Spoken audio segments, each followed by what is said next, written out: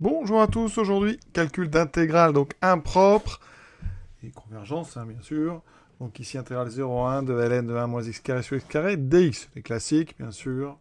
On est parti, première chose, déjà on regarde ce qui se passe hein, en 0, en 1. Donc en 0, on a bien sûr un problème, et en 1, on a aussi un problème au numérateur. Donc ici, on va juste se contenter de dire que alors, la variable ici d'intégration c'est x, donc on va utiliser x. Donc la fonction kx associe ln de 1 moins x2 sur x2 et continue donc sur l'ouvert 0,1. Donc il va falloir régler le problème de convergence en 0 et en 1. On commence en 0. Alors en 0 c'est assez simple parce que on va procéder par les équivalents. On a un quotient. ln de 1 x2 c'est équivalent donc en 0. Alors ln de 1 plus x c'est équivalent à x. Donc ln de 1 moins x2 eh bien c'est équivalent à moins x2. D'accord. Équivalence et quotient, c'est compatible. Donc ça veut dire que ln de 1 moins x2 sur x2 est donc équivalent en 0 à 1. Donc là, aucun problème de convergence. On peut prolonger si on veut par continuité, même en 0 en fixant l'image égale à 1. Donc ici, aucun problème de convergence en 0. D'accord. Donc pas de problème en 0. Maintenant, en 1. Alors qu'est-ce qu'on va faire en 1? Bien là, on va la plupart du temps, hein, quand on est sur des trucs comme ça, évidemment, on est bien au courant des équivalents 0, donc l'idée, c'est quand même de se ramener en 0. Donc, on va poser U.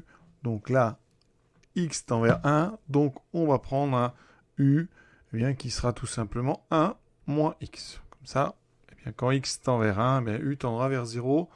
C'est parfait, hein, vers 0 plus. Donc ici, ça me fait du ln de 1 moins, donc x vaut 1 moins u. Hein. Quand on pose u égale à moins x, ben x est aussi égal à finalement 1 moins u. Donc là, je mets du 1 moins u. Donc au carré, on développe tranquillement. Donc le 1 va disparaître, le double produit, ça fait 2u. J'ai donc du 2u moins u carré. On propose là, on peut à la rigueur déjà regarder ce qui se passe dedans.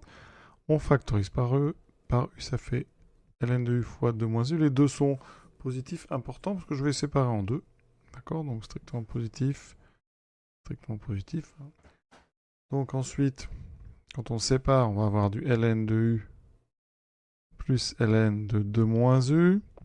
Voilà. Alors ln de u s'attend, donc quand u tend vers 0, hein, ici, hein, on a x, on s'intéresse à quand x tend vers 1, donc ça veut dire que x tend vers 0 plus, hein, c'est un moins, donc 0 plus.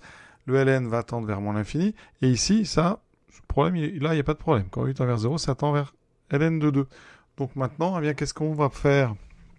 On va multiplier hein, par quelque chose de façon à obtenir un petit taux d'une expression dont l'intégrale converge. Donc habituellement on prend une racine carrée, donc on multiplie par racine carrée de u.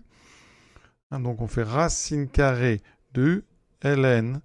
Donc de tout ça, ça fera donc fois ln de u plus ln de 2 moins u. Voilà, il faut montrer que ça tend vers 0.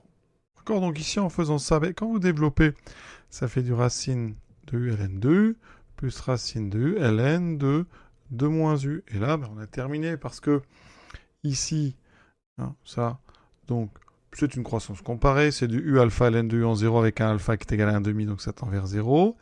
Ici, ln de 2 moins u, on a dit ça tendait vers ln de 2, donc racine u fois ça tend vers 0. Donc qu'est-ce qu'on vient de montrer? En revenant à notre chose de départ, ça veut dire que racine de 1 moins x ln de 1 moins x2, eh bien ça tend vers 0 quand x tend vers donc 1. Voilà ce qu'on vient de montrer.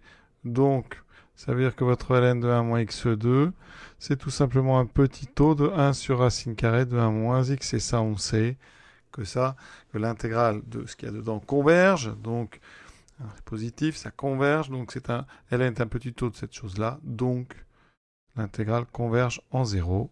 Ça veut dire que donc I, elle converge. D'accord. Donc on a réglé le problème avec un petit taux qui est du 1 sur racine, ici de 1 moins x, puisqu'on est en 1. Voilà, déjà, bonne chose de faite, on va pouvoir se lancer dans le calcul. Donc l'intégrale qui nous intéresse aujourd'hui, c'est celle-ci. Voilà. Qu'est-ce qu'on va faire de ça? Alors, je vous propose une intégration par partie. qu'est-ce qu'on peut proposer? Alors ici, on peut proposer par exemple du 1 sur x2 fois ln de 1 moins x2. Alors, ce qui serait pratique, ce qu'on voit, c'est qu'on connaît une primitive de 1 sur x carré. On peut proposer moins 1 sur x, donc c'est-à-dire que je dérive ceci, c'est du ln de u, donc moins 2x sur 1 moins x2. Alors, je n'ai pas forcément le droit de faire une intégration par partie, c'est maintenant que je vais savoir. Ici, je vais avoir un produit qui devra converger en 0 et en 1, très important pour intégrer par partie. Donc, il faut bien soigner mon produit, c'est donc moins ln de 1 moins x2 sur x. Alors, voilà, la question, elle est là maintenant. Est-ce que cette chose-là, elle converge en 1?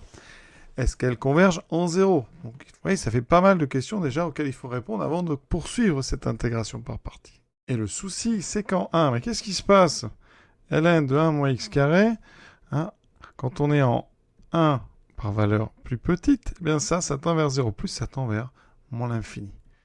Et le dessous tend vers 1, donc on a un gros problème, ça ne converge pas en 1.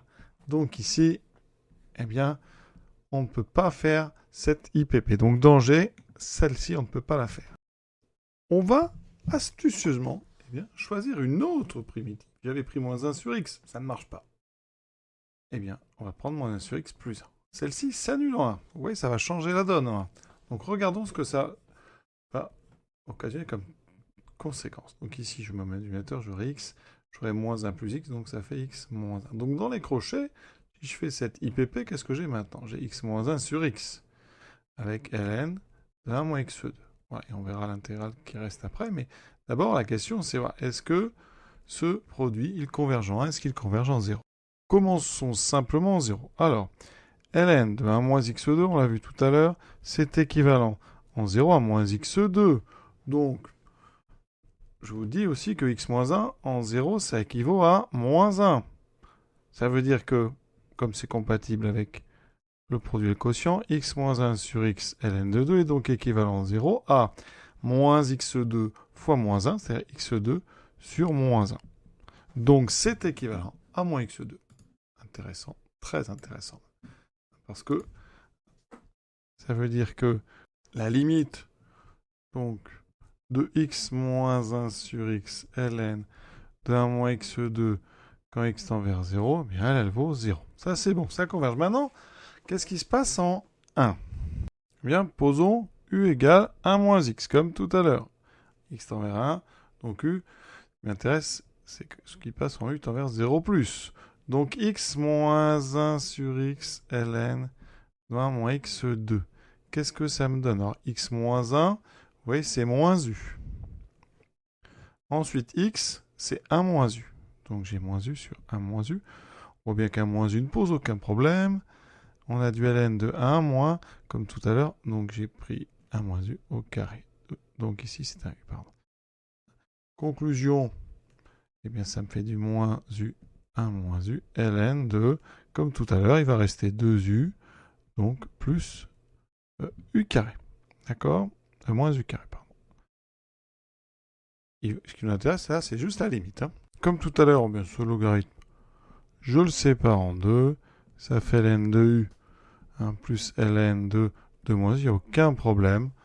Et là, on a encore vraiment la même chose que tout à l'heure.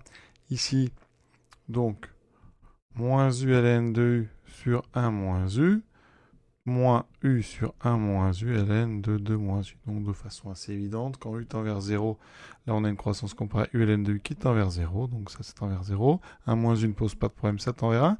Et ici on a u qui tend vers 0 et le ln qui tend vers 1. ln de 2, donc ça tend vers 0. Ça veut dire qu'ici, eh bien notre expression, eh bien elle a pour limite, celle-ci, elle a pour limite 0 quand x tend vers 1. Donc, eh bien ce qui est entre crochets ici, ça existe et ça vaut 0. Et ça nous donne le droit de faire cette intégration par partie, et ça nous dit aussi que l'autre intégrale qui va apparaître est forcément de la même nature que i, c'est-à-dire convergente. C'est intéressant. Et dedans, je trouve les deux expressions en jaune. J'aurai donc x moins 1 sur x fois moins 2x sur 1 moins x au carré dx. Est-ce que ça nous amène au bout, cette chose-là? Donc, mon intégrale i vaut, alors moins, intégrale de 0 à 1. Ici, on voit bien que l'x se simplifie. Il y a un moins là. J'ai donc ce moins qui se simplifie aussi. J'ai x moins 1 en haut, 1 moins x2 en bas. Alors 1 moins x2, c'est 1 moins x, 1 plus x. D'accord? Donc encore une petite simplification. Ça fera x moins 1 sur 1 moins x, c'est moins 1. Donc j'ai un moins qui va sortir. Il me restera 1 sur 1 plus x dx. D'accord? J'espère que je n'ai rien oublié. Si, le 2 ici qui traînait, le petit 2. Donc je vais le mettre en facteur devant mon intégrale. Donc ici, je vais mettre un 2. Donc j'ai moins 2. Primitif de 1 sur 1 plus x sur 0,1, pas de problème. ln donc de 1 plus x. Et on a terminé. Parce que, donc, en 1, ça vaut ln de 2. Et en 0, ça vaut ln de 1 qui vaut 0. Donc c'est ma réponse, moins 2. ln de 2. Et on a terminé. Bien, cet exercice, j'avoue, assez sympa. C'est pas si évident que ça, il faut avoir l'idée. Hein. En tout cas, j'espère que ça vous a plu et à très bientôt.